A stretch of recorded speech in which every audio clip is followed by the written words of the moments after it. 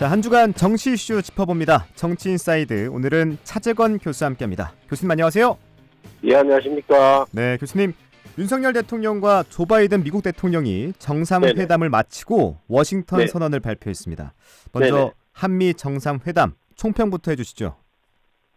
저는 총평을 하면 혹평을 해야 되는 상황이어서 좀 불편하다 그렇게 말씀드리고 싶습니다. 저는 네. 사실 이번 미국에 가서 저희들이 뭐 한일 정상회담이라든지 아니면 지금까지 대미 외교를 통해서 내놓았던 것 이상을 절대 가져오지 못할 거다. 미국에서 어떤 양보도 안 할 거다라고 생각을 했었고, 그래서 크게 기대를 하지 않았는데, 아니나 다를까 그 저의 어떤 그런 기대에 맞게 부응해 주셔서 아무것도 가져오지 못한 빈손해지는 정상회담이어서 한편에서는 대단히 좀 씁쓸한 마음이 든다. 이러려면 왜 그 많은 것들을 다 내줬나 이런 생각이 듭니다. 근데 뭐 경제 지원 같은 것, 뭐 기업 지원 하겠다, 뭐 여러 가지 넷플릭스 투자를 포함해서 59억 달러 투자 받으셨다라고 하는데 저희들은 그거 받기 위해서 1,000억 달러를 투자하지 않았습니까?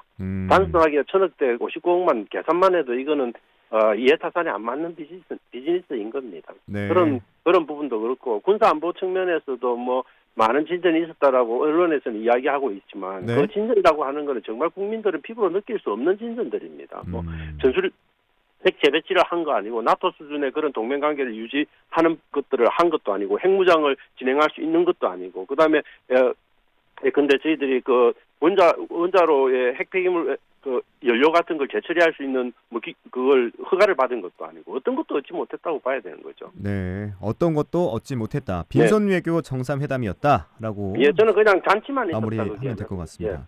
그런데 우크라이나나 뭐 대만 관련 발언이 나오지 않아서 최악의 상황은 면했다라는 평도 있던데 교수님께서는 어떻게 생각하십니까? 그게 얼마나 부끄러운 겁니까? 대통령이 말을 하지 않아서 뭐 사실 그 국민들이 그렇게 가슴 졸이면서 그 말을 하지마 해야 되는 상황이 된 게 그게 있을 수 없는 이야기인 거죠. 국민들이 대통령을 믿고 대통령이 뭔가를 신중하게 할 거다라고 믿음을 가져야 되는데 이제는 대통령이 나가면 밖에서 정말 해서는 안 되는 말을 하지 않을까 자꾸 염려하게 만드는 그게 저는 정말 슬픈 현실인 겁니다. 네. 그런데 그나마 다행으로 우크라이나 무기 지원 같은 것들을 직접적으로 뭐 거의 일주일 전에는 시사를 하셨는데 그 부분을 저는 공식화 안 시킨 거는 뭐 잘하신 거다. 근데 윤 대통령 입장에서 그걸 공식화 시킬 수가 없습니다. 윤 대통령 그걸 공식화 시키시면 탄핵 사유가 만들어지는 겁니다. 왜냐하면 그걸 대통령이 마음대로 결정할 수 있는 상황이 아니거든요. 전쟁에 대한 개지를 의미하는 거기 때문에 그건 국회 비준이 필요한 거고 그걸 마음대로 할 수 없는 겁니다. 네. 자, 혹평으로 시작하고 있는데 가장 중요한 의제는 안보와 경제였습니다. 네네. 양국은요 한미 핵협의그룹 NCG를 창설하기로 했잖아요. 네네. NCG를 통해 미국이 우리 측과 핵 자산 정보를 공유하는데 이 내용들을 요약해 보면요. 전술핵 배치는 없다. 한국 핵 개발하지 마라. 이 정도로 요약하면 될까요? 그렇죠. 윤석열 대통령이 바라고 국민의힘의 일부 의원들이 계속 흘려왔던 한국의 핵무장 가능성, 그다음 전술핵 배치 제도의 가능성 이런 것들을 미국이 정말 말도 안 되는 꿈꾸지 마라. 이걸 대못을 박아놓은 거죠. 뭐 사실 저희들이 지금 인도 태평양 전략 구도 하에서 미국, 일본 다음 3등으로 그 동맹 체제 안에 들어가고 있는 거 아닙니까? 기꺼이.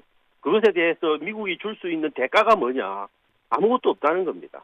적어도 미국이 그 정도 우리가 희생하고 들어가면 줄 수 있는 대가는 우리가 그렇게 군사적인 주체성을 가질 수 있도록 안보적인 주체성을 가질 수 있도록 하는 어떤 조치들이 있어줘야 되는 거죠. 그런데 그런 거 안 합니다. 전략자산 그 전개를 자주 하겠다. 전략자산 전개하면 그 전개에 따라서 우리가 우리가 들어야 되는 비용들도 있는 겁니다. 결국은 우리가 그 비용 들어가서 미국 전략자산 불러들여서 훈련시켜주는 것밖에 더 하겠습니까? 자, 그러면 이 전략 자산으로 인해서 북핵 위협에 대한 불안이 어느 정도 해소될 수 있다라는 평도 있는데 어느 정도 해소되는 측면은 있겠죠. 그렇지만 그게 원천적으로 지금까지 전략 자산 계속 전개해왔지 않았습니까? 원천적인 해결 방법은 아니다. 그렇게 한다고 북한이 그 핵 개발을 안 했습니까? 미사일을 쏘지 않았습니까? 그거는 차원이 다른 문제인 겁니다. 자, 그러면 중국과 러시아의 관계에 대한 그 숙제는 아직 풀지 못한 것 같은데 어떻게 바라봐야 할까요? 이 숙제를 그나마 풀지 않고 윤 대통령 식으로 가치동맹의 기준에서 풀지 않고 남겨둔 거는 그나마 다행이다. 남겨둔 게 그나마 다행이다? 예. 그래 굉장히 조심해야 되는 부분입니다. 왜냐하면 5개 안보리 이사국 중에 2개 이사국을 우리가 적으로 돌려서 우리한테 얻는 게 뭡니까?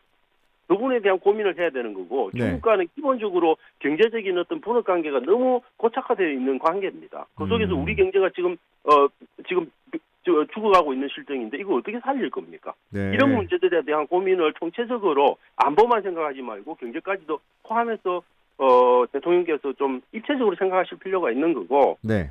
앞으로 저는 중국이 아직은 조금 이렇게 저는 속도 조절을 하고 있다라고 봅니다. 그래서 중국의 시진핑 주석이 LG라고 하는 해외 자국기업 아닌 해외 기업에다가 방문까지 해준 거 아닙니까? 그거는 여기에다 시그널을 준 거거든요. 그럼 그런 시그널을 받아서 우리도 좀 실리적인 외교를 해야 되는데 네. 문제는 지금 미국이 요구하는 것처럼 기본적으로 그 중국이 미국의 마이크론 반도체 안 사주면 한국 내어도 팔지 말라라고 하는 그런 종류의 제안들을 그대로 덥석덥석 물었다면 저희들은 안 된다라고 보는 거죠. 네. 그래서 그런 부분에 대해서 신중한 접근들을 좀 할 필요 있고 모든 외교의 기준을 가치가 아닌 실리, 국익의 관점에서 좀 새롭게 접근하고 다듬을 필요가 있다 그렇게 봅니다. 그런데 아마 대통령실의 모든 안보 관련한 외교안보 관련한 모든 스태프들은 이 생각 자체가 저는 없는 사람들로 가득 차 있다. 그래서 앞으로도 어떤 기대도 하기는 쉽지 않을 거다 그렇게 생각합니다. 네.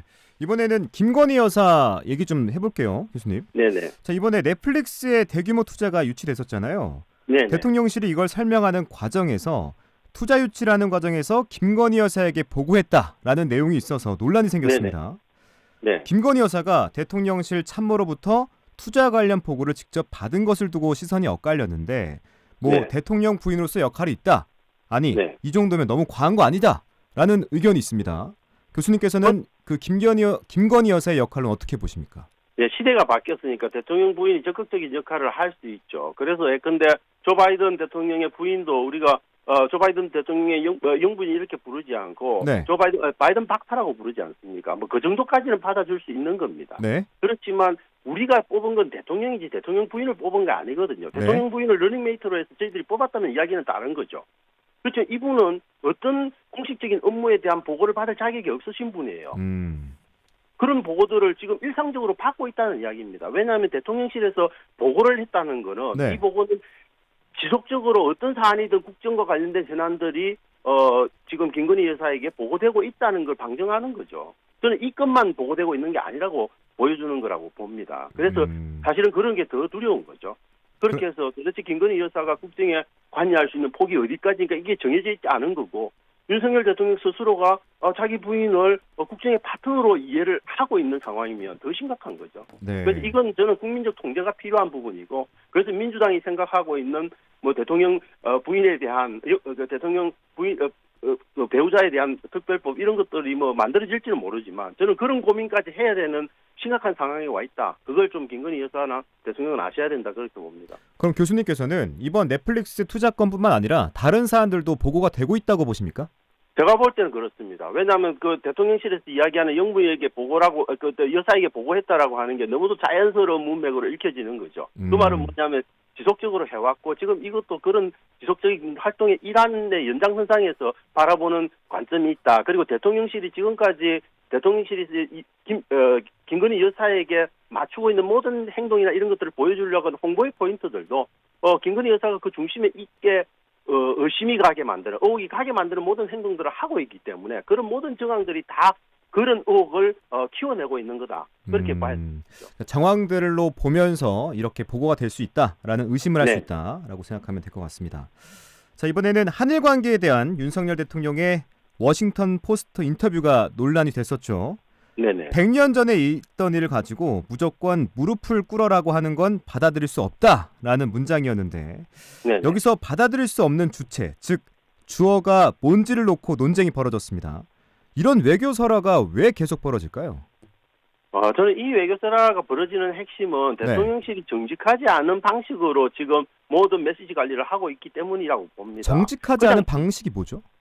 예컨대 그런 거죠. 분명히 예컨대 지금 이번 사태 같은 경우도 워싱턴 네. 포스트 기자가 명확하게 그 주어로서의 I라고 하는 윤 대통령이 주어로 들어갔다는 걸 확인해 주지 않았습니까? 네. 그런데 그거 내일 모레면 전문을 통해서 확인이 가능한 것들을 바로 오늘 부정하는 그런 메시지를 내고 있는 거죠. 대통령실에서. 저는 그런 부분들이 기본적으로 진실 여부를 전혀 염두에 두지 않고 당장의 문제만 해결하려고 하는 방식으로 대응을 하고 있는 게 문제인 거죠. 네. 그래서 전체적으로 국민들이 신뢰성을 갖고 대통령실에서 나오는 메시지들이나 이런 것들을 그대로 수용하기가 어려운 상태를 만들어버린 거죠. 근데 늑대 소년 같은 거죠. 양치기 소년이 수없이 거짓말을 하면 그 다음은 참말을 하더라도 믿겨지지 않는 상황이 되어버리는 거죠. 네. 지금까지 그렇게 반복되어 오지 않았습니까? 물론 바이든 날리면 같은 그런 논쟁도 있긴 하지만 이건 지금 저희들한테 지금 그땐 듣기 평가했다면 지금 읽기 평가하라는 거 아닙니까, 국민들한테? 듣기 평가에 이어서 읽기 평가까지입니까? 네. 자, 근데 교수님 이게 뭐 한두 번도 아니고 계속 이어지니까 국민들께서는 걱정과 고민이 되는 거잖아요. 그렇죠. 앞으로 대통령실은 피곤하죠. 어떤 자세로 취해야 될까요? 저는 기본적으로 대통령실이 네. 대통령실 자체가 저는 대통령이라고 하는 제도의 일부라고 봐야 됩니다. 대통령하고 정말 밀착되어 있어서 대통령과 다른 말들을 하면 안 되는 거고요. 근데 지금도 끊임없이 다른 말들이 나오고 있고 그럼 대통령실은 오로지 대통령만 봐야 되는 겁니다. 그래서 제2부속실 만들어서 김건희 여사는 따로 관리하라는 거거든요. 그런 측면들을 조금 이해하고 정말 과거에 왜 그만 수많은 정권들에서 다양한 종류의 영문들 여사들도 나오고 했지만 왜 지금까지 그 전통과 관행이 지켜져 왔는가 그 이유에 대해서 좀 다시 돌아볼 필요가 있지 않냐. 네. 그래서 과거라고 하는 건 그렇게 쉽게 떨쳐버릴 수 있는 게 아닌 겁니다. 그 전통을 좀 지키려고 하는 노력 그리고 우리 민주주의가 갔던 좀 오른쪽과 왼쪽의 그 극단들을 잘 좀 관리해서 중간길을 좀 가는 그런 지혜로운 좀 저는 대통령실이 돼야 된다. 그렇게 네. 거듭나지 않으면 정말 대한민국이 어려워지고 국민들이 어려워진다. 그렇게 봐야 될 것 같습니다. 자, 이번에는 말씀해 주신 대로 오른쪽과 왼쪽 얘기 좀 해보죠. 네네. 여당은 지도부 내용을 갖고 있고 야당은 돈봉투 의혹을 받고 있습니다. 양당이 서로에게 힘이 되고 있는 이 우픈 상황이 나오고 있는데 여야 상황 어떻게 바라보고 계십니까? 저는 여당 지도부의 내용과 야당의 돈봉투 의혹은 좀 결이 다르다고 봅니다. 결이 다르다? 여당의 지도부 내용은 스스로가 만들어내고 있는 것들입니다. 야당의 돈봉투 의혹 같은 경우는 검찰의 캐비넷이 열리면서 밝혀지고 있는 것들입니다. 그래서 사실은 더 앞으로 확장 가능성은 야당의 돈봉투 의혹이 더 확장 가능성이 있겠죠. 왜냐하면 그 캐비넷 안에 뭐가 들었는지 알 수 없으니까. 그런데 검찰이 아마 그 캐비넷을 열 거라고 하는 거는 이미 네. 윤 대통령이 지금 집권하기 전부터 이야기가 나온 것들입니다. 이제 그런 것들이 하나씩 현실화되고 있는 거고 앞으로도 아마 수많은 지금 야당 의원들이 아마 이 부분에 대한 고민들을 좀 해야 되는 상황들이 계속 벌어지지 않을까. 그래서 이 정권은 그렇게 컨셉을 잡은 거다. 아예 야당에 대해서는 그런 방식으로 지속적인 어떻게 보면 야당 입장에서는 정치 탄압이라고 할 수 있는 네. 그런 종류의 정말 그 법을 통한 그런 어떤 지배를 강화하기 위한 그런 이런 의혹 사건들 이런 것들을 계속 아마 낼 거고요. 별건 수사들을 계속 해나갈 가능성이 저는 있지 않을까 그렇게 생각을 합니다. 그 반면에 여당의 지도부 내용이라고 하는 거는 자기들끼리 지금 뭐 여당의 주도권 가지고 싸우고 있는 부분들인 거니까 이건 뭐 자기들 스스로가 만들어내고 있는 볼상사나운 모습이라고 볼 수 있는 거죠. 그래서 여당의 어떤 사태와 야당의 사태는 좀 다르다. 야당의 사태는 이거는 어떤 자기적인 측면에서 만들어지는 측면도 있다. 저는 그렇게 봐야 될 것 같습니다. 그렇군요. 네. 송영길 전 대표는 귀국을 했습니다. 앞으로 어떤 네네. 행보를 보일 거라고 보십니까? 저는 뭐 당연히 송영길 전 대표가 이야기했듯이 자기 모든 책임을 자기가 지겠다고 했으니까 그 책임에 맞는 행동들을 할 거라고 봅니다. 그래서 네. 지금 먼저 가서 아예 뭐 소환되기 전에 먼저 가서 하겠다라고 하는데 그건 저는 너무 오버하는 것 같고요. 그래서 소환을 기다렸다가 소환하면 가서 있는 그대로 말하고 그다음에 그런 어떤 진실을 가리면 될 문제라고 봅니다. 그리고 저는 파리에서 물론 좀 빨랐어야 된다고 봅니다. 저는 적어도 한 주 정도 빨리 좀 그런 기자회견을 했으면 더 바람직하지 않았을까 싶지만 늦었지만 그래도 저는 정리는 잘했다고 봅니다. 당연히 탈당을 해야 되는 거고요. 민주당에 부담을 줘서 안 되는 입장이고 자기 책임을 모두 인정하고 그 책임에 대한 모든 것들을 받아들이는 자세를 취했다. 저는 그 부분은 일단은 잘 마무리된 상태다. 그렇게 봐야 될 것 같습니다. 그런데 이제 이 사건이 앞으로 어떻게 될지는 알 수 없는 거죠. 앞으로 어떻게 될지는 알 수 없다. 네네. 네. 그거는 알겠습니다. 이제 근데 법적인 진실 여부가 가려져야 될 문제니까. 네, 뭐 검찰의 캐비넷이 어디까지 열릴지는 좀 알수 지켜봐야겠죠. 없죠. 네네. 네, 알겠습니다. 오늘은 여기까지 듣도록 하겠습니다. 지금까지 부경대학교 차재건 교수와 함께했습니다. 교수님 오늘 말씀 고맙습니다. 예, 감사합니다.